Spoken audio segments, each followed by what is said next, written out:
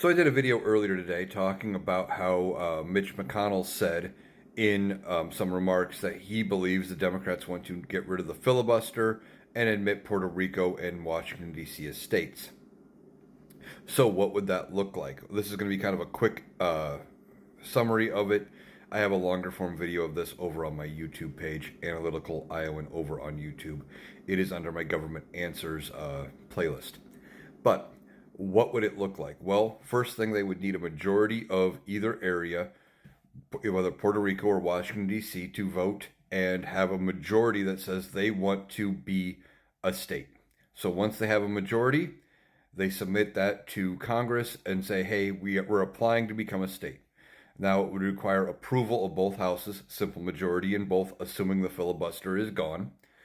And then once the Congress has given it their blessing, that goes back to the territory in question or the city with Washington, D.C., and says, okay, we approve it. And now their politicians would go to work writing a constitution that would then need to be approved, again, by the people. There would need to be a vote of some kind to ratify this constitution. However, they would accept it.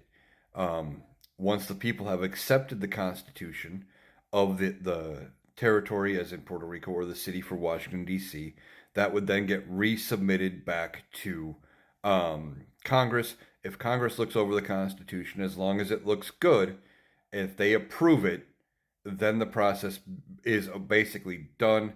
They become a state. They go through and they start establishing those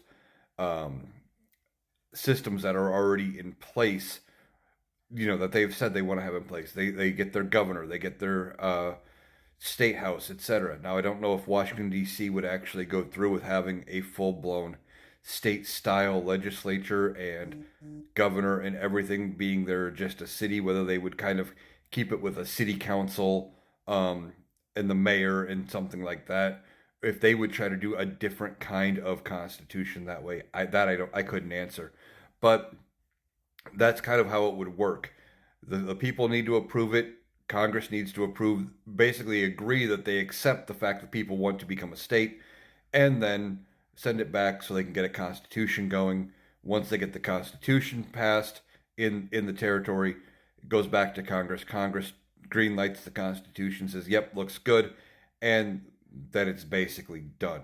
Now, this would also apply to any of the other territories, the Northern Mariana Islands, Guam, the U.S. Virgin Islands, and there's one more. I can't think of it right now.